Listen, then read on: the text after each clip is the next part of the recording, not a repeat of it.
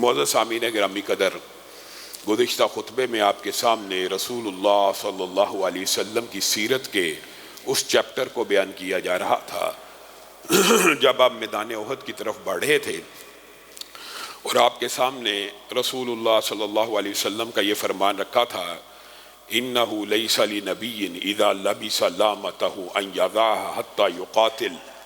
کہ نبی کریم صلی اللہ علیہ وسلم نے فرمایا اب تو میں نے اسلحہ تان لیا ہے، اب تو میں نے تیاری کر لی ہے، اور کسی نبی کو یہ زیب نہیں دیتا کہ جب وہ اسلحہ سجا لے، اسلحہ پہن لے تو پھر اس کو قتال کیے بغیر اتار دے۔ اب تو ہمیں نکلنا پڑے گا۔ جو رسول اللہ صلی اللہ علیہ وسلم نے حکمت عملی اپنائی تھی وہ آپ کے سامنے ابتدائی طور پہ رکھی کہ رات کے پچھلے پہر میں جب آپ کو یقین ہو گیا کہ دشمن سویا ہوا ہوگا، آپ نے کہا کون ہے وہ آدمی جو ہمیں خفیہ طریقے سے لے کر چلے کہ دشمن کے سر پہ بھی پہنچ جائیں اور دشمن کو خبر بھی نہ ہو۔ اور ابو خیثمہ نے رضی اللہ تعالیٰ عنہ نے اپنی خدمات کو پیش کیا اور رسول اللہ صلی اللہ علیہ وسلم کو کہنے لگے میں یہ سارے رستوں کو جانتا ہوں، اللہ کے رسول آپ میرے پیچھے چلیے۔ رسول اللہ صلی اللہ علیہ وسلم نے ان کو اپنا قائد قافلے کا، ویسے تو قائد رسول اللہ صلی اللہ علیہ وسلم ہے، رستہ دکھانے کے لیے مقرر کیا، تو وہ ربی بن قیدی کے کھیت سے گزرے۔ آپ کو علم ہونا چاہیے کہ وہ 12 منافقین جن کے نام حدیث میں مذکور ہیں ان میں سے ایک شخص یہ بھی تھا، اور اس نے جب یہ محسوس کیا کہ رسول اللہ صلی اللہ علیہ وسلم کا لاؤ لشکر یہاں سے گزر رہا ہے تو ہرزہ سرائی کرتے ہوئے کہنے لگا کہ میں ہوں تے نبینا، لیکن میرا دل کرتا ہے معاذ اللہ کہ میں مٹی کو اٹھاؤں اور رسول اللہ کے لشکر پہ پھینک دوں اور وہ مٹی نعوذ باللہ رسول اللہ کے چہرے پہ پڑ جائے۔ اتنا غلیظ قسم کا یہ شخص تھا۔ تو رسول اللہ صلی اللہ علیہ وسلم نے اپنے صحابہ کو کہا اس کو چھوڑ دو، اس کو دفع کرو، یہ دل کا بھی اندھا ہے اور آنکھوں کا بھی اندھا ہے۔ لیکن سعد بن زید سے یہ بات برداشت نہ ہوئی اور انہوں نے آگے بڑھ کے اس کے سر کے اوپر رسول اللہ کے فرمان سے قبل ہی وار کر دیا۔ اب یہ ایک شخص کا ذاتی کھیت تھا جس کے اندر سے لشکر گزر رہا تو کھیت تباہ ہو رہا تھا، اور مسلمانوں کی یہ فطرت تھی کہ حالت جنگ میں بھی کھیتوں کو، درختوں کو نقصان نہیں تھے پہنچایا کرتے، حتیٰ کہ عورتوں، بوڑھوں اور بچوں کو بھی نقصان نہیں تھے پہنچایا کرتے۔ یہاں پہ بھی اسلامی سیاست کے جو بڑے بڑے رہنما اور لیڈر ہیں انہوں نے ایک بڑا لمبا چوڑا باب بند ہے، لیکن ثقیل اور دقیق ہونے کی وجہ سے ان میں سے صرف ایک بات کر کے بات کو آگے بڑھاؤں گا۔ انہوں نے مصلحت کو 5 ابواب میں تقسیم کیا ہے کہ مصلحت ایک ہوتی ہے عوام کی، ایک ہوتی ہے ایک فرد کی، انفرادی مصلحت، عوامی مصلحت، عقلی مصلحت، نفسی مصلحت اور مالی مصلحت۔ انہوں نے اس باب کو فقہی اعتبار سے، اسلامی فقہ کے اعتبار سے اس حصے میں تقسیم کیا ہے کہ عوامی جو مصلحت ہوتی ہے نا عوام کی، یعنی ایک فرد کی مصلحت سے ہمیشہ عوام کی مصلحت فوقیت رکھتی ہے۔ یہ بڑی عام فہم بات ہے، اس کو کم از کم سمجھ لیجئے۔ اگرچہ سیرت کے اس باب کے اندر 20 صفحات صرف ان باتوں پہ لکھے جاتے ہیں کہ ربی بن قیدی کا جو کھیت تھا رسول اللہ نے کیوں کراس کیا۔ اس کی سب سے پہلی وجہ جو آپ سے متعلقہ وہ یہ ہے کہ وہ ایک شخص تھا، اس کی انفرادی مصلحت تھی کہ اس کا کھیت تباہ نہ کیا جائے، لیکن عوامی مصلحت یہ تھی کہ اگر اس کا کھیت تباہ نہ کیا جاتا تو دشمن کو خبر ہو جاتی اور مسلمانوں کا زیادہ نقصان ہو سکتا تھا۔ تو جہاں پہ بھی انفرادی یا عوامی مصلحت کا ٹکراؤ ہوگا، رسول اللہ صلی اللہ علیہ وسلم کی فقہ اور اسلام یہ کہتا ہے کہ عوامی مصلحت کا چناؤ کیا جائے گا۔ اسی طرح دیگر مصلحتیں بھی یہاں پہ بیان ہوئی ہیں، لیکن ہمارے موضوع سے متعلق یہ بات ہے۔ تو رسول اللہ صلی اللہ علیہ وسلم نے قطعاً یہ پرواہ نہ کی کہ ایک شخص کا کھیت تباہ ہو رہا ہے، رسول اللہ صلی اللہ علیہ وسلم نے اس کے کھیت سے گزر جانا بہتر سمجھا، اور یہ سنت اور سیرت سے یہ بات ثابت ہو گئی کہ بعد میں یہ تو ہے ہی منافق تھا، بدبخت تھا، کہ اگر مسلمان ہی کا کھیت ہو اور اگر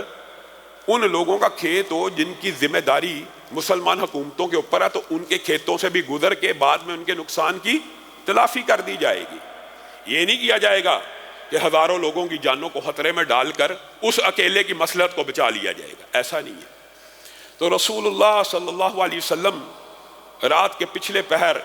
جب وہاں پہ پہنچے، آپ کو پتہ ہے رسول اللہ صلی اللہ علیہ وسلم جب نکلے تو ابھی مدینہ اور احد کے مابین تھے، مدینہ اور احد کے درمیان میں آپ سمجھے سینٹر شوت نامی ایک باغ بھی آتا ہے، وہاں پہ پہنچے تھے ایگزیکٹ۔ تو عبداللہ ابن ابی منافق نے منافقت دکھانا شروع کر دی اور کہنے لگا میرے 300 ساتھی آپ مدینہ سے نکال کر کہاں پہ چلتے جاتے ہیں، جائی جا رہے، آدھا رستہ بھی ہوا، میں آپ کے ساتھ جنگ کے لیے نہیں جاؤں گا، میں آپ کے ساتھ جنگ کے لیے نہیں جاؤں گا۔ گویا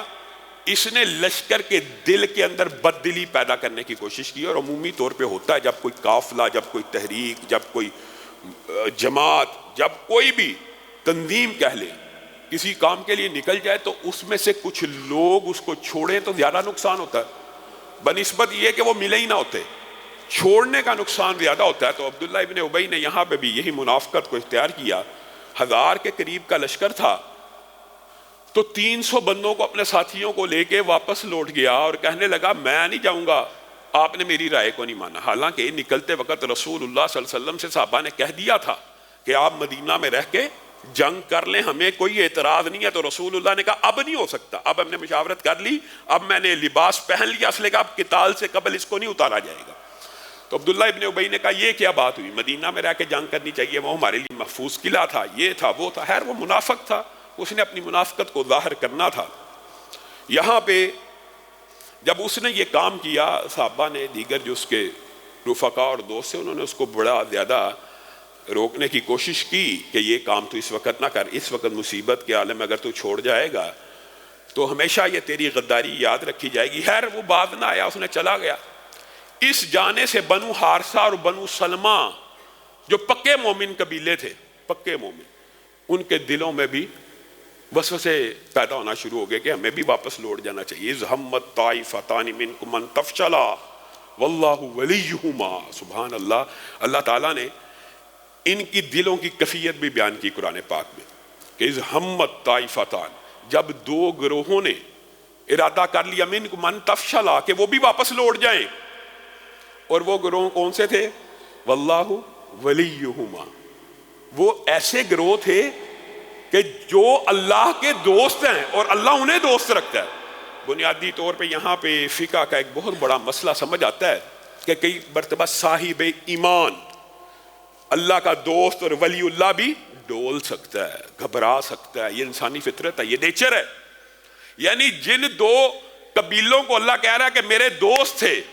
انہوں نے بھی ڈولنے کی اور واپس پلٹنے کی کوشش کی، لیکن اللہ تعالیٰ نے ان کو ثابت قدم رکھا۔ اور یہ آیت بنو حارثہ اور بنو سلمہ کے اعزاز کی قیامت تک کے لیے قرآن میں پڑھی جاتی رہے گی کہ اللہ تعالیٰ نے دو قبیلوں کا نام لے کے ان کو اپنا دوست بتلایا۔ ویسے بات آئی ہے ضمنی طور پہ تو آپ حیران رہ جائیں گے، ایک قبیلہ اور بھی ہے، غفاری، قریش کا قبیلہ۔ کل قیامت کے دن ابو جہل قریشی جہنم میں جا رہا ہوگا، ابو لہب قریشی جہنم میں جا رہا ہوگا، اور دوسری طرف عمر، ابو بکر جنت میں جا رہے ہوں گے۔ قریش کے دو قریش ہی کے دو مختلف لوگ، ایک جنت میں جا رہا ہے اور ایک جہنم میں جا رہا ہے۔ لیکن غفار کا ایک ایسا قبیلہ ہے، رسول اللہ صلی اللہ علیہ وسلم نے فرمایا سبحان اللہ، یہ پورے کا پورا جنت میں داخل ہو جائے گا، پورے کا پورا جنت میں داخل، پورے کا پورا۔ اسی طرح بنو سلمہ اور بنو حارثہ کی بھی یہ فضیلت ہے کہ اللہ تعالیٰ نے قرآن پاک میں ان کو اپنا دوست کہا، تو پھر ان کے ذہن میں یہ اشکالات آئے کہ ہمیں بھی مدینہ میں رہ کے جنگ کرنی چاہیے۔ تو رسول اللہ صلی اللہ علیہ وسلم سے جب ان کا مشورہ ہوا، ان کے دلوں نے قرار پکڑا، تو یہ رسول اللہ صلی اللہ علیہ وسلم کے ساتھ ٹک گئے۔